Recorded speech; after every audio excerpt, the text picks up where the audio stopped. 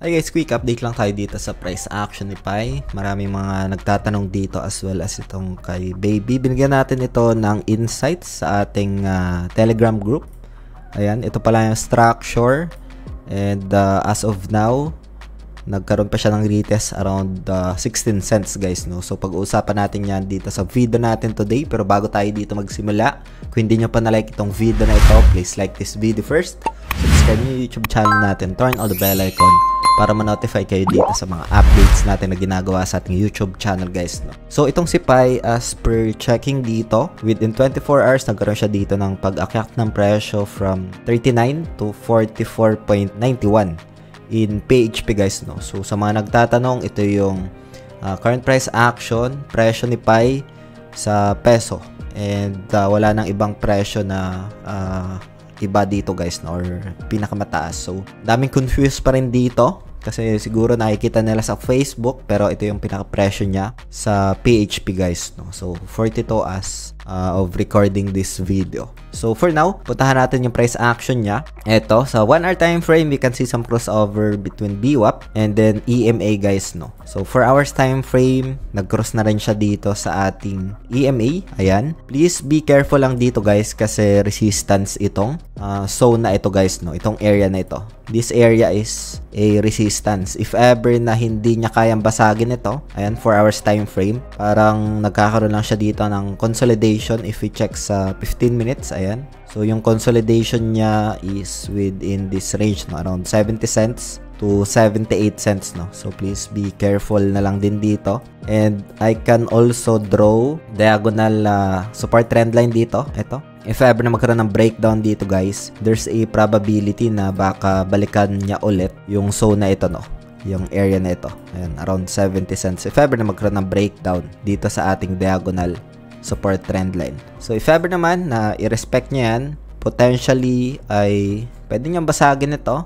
Maybe I can measure lang ng, I will say, yung 0.618 from the start ng retracement hanggang dito sa naging support niya, no? So medyo malayo. Ang dami pang kailangan nating tingnan dito. Kailangan basagin para mapuntahan nyo yung 0.618. Pero for now, maybe I'll use nung Feb extension, no? It's only a probability dito sa price action if ever man na magkaroon siya ng continuation sa upside. So if ever man na umangat ito, ayan. So nagre-react siya almost 0.618, no? Ayan. So 0.618, and the next price would be, can be consider yung 786, no? Around 85 cents. Pero yan kasi is dapat basagin niya yung area na ito, no?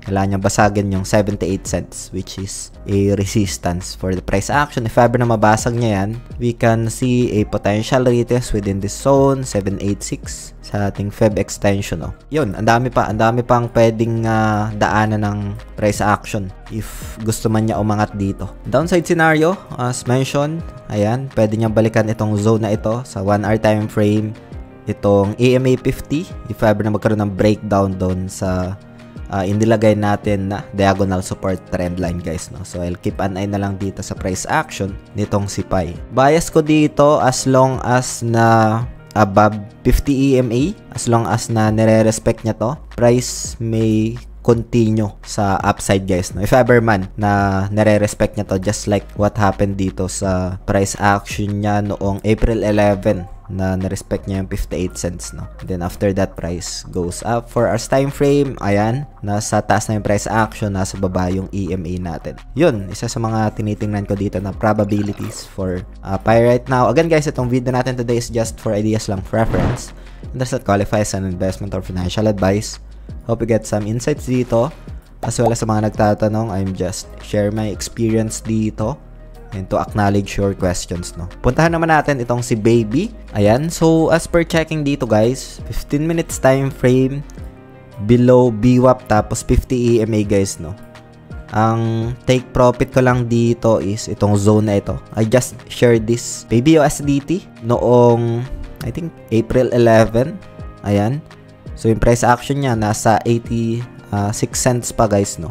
Ayan. So you can join dito guys sa ating Telegram group. Lalagay ko na lang yung official link sa description ng video na ito para mapuntahan nyo. You can ask questions. Maraming mga nagtatanong dito regarding indicators, kung saan makikita, like for example this one. So sinasagot natin yan dito sa ating Telegram group. You can ask questions and just share dito ng insights ko. Like for example itong kay baby na potential trend na continuation sa upside, which is ito yung structure natin. And the price rally pa nga, no, around 16 cents. Dito guys, ang isa sa mga nakikita ko dito is that yung rejection, ano. So 15 minutes time frame, nasa baba na yung price action, nasa taas na yung ating VWAP, tapos EMA. 1 hour time frame, ganito yung structure. Potentially itong EMA 50 will act as support na, no, kasi dating resistance yung zone na yan, itong area na to, itong 12 cents na yan guys, no, pwede niyang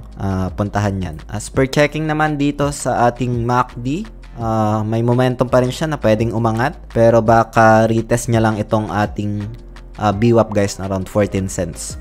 Still, kailangan niya basagin para mas umangat pa yung 16 cents. Ito yung pinaka-resistance natin as of now, listing all-time highs. Kailangan niyang basagin yan para mas umangat pa yung presyo, no?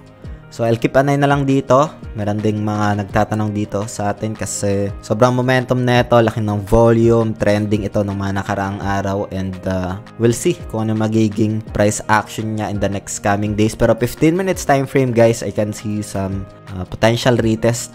Balik siguro siya around 12 cents, no? And if ever na hindi niya kayang i-hold yan, yung next key support for baby is like around 10 cents, no? Yan yung isa sa mga tinitingnan natin dito. It's only a probabilities guys. If ever na magkaroon ng pag-angat ng presyo, ito kailangan niyang basagin to, breakout, and then potential continuation sa upside. 16 cents pa rin guys, no, yung magiging resistance niya. And kailangan niya basagin yan para mas umangat pa yung presyo. Pumunta siya dito ng 20 cents, no? So yan yung isa sa mga tinitingnan natin na probabilities right now for baby. Yeah, hope you got some insights dito. As mentioned dito, isa sa mga tinitingnan ko, probability retracements dito sa 12 cents. If ever na ma-reject dito, if ever na magkaroon ng breakout, yung previous highs retest niya around 16 cents for baby USDT, no? Hope you got some insights dito guys. Kung meron kayong mga questions, ginagamit nating application dito sa pag-check, sa pag-add ng mga indicators dito, lalagay ko na lang sa description ng video na ito para mapuntahan nyo, and para na rin makayo sa mga phishing links on yan dito guys, no? Sa ating Telegram group, you can join. It's totally free, and you can explore, ask questions dito guys, no? So yun lang, maraming salamat ulit sa panunood. Hope this video helps. Ingat tayong lahat. Peace out. Bye for now.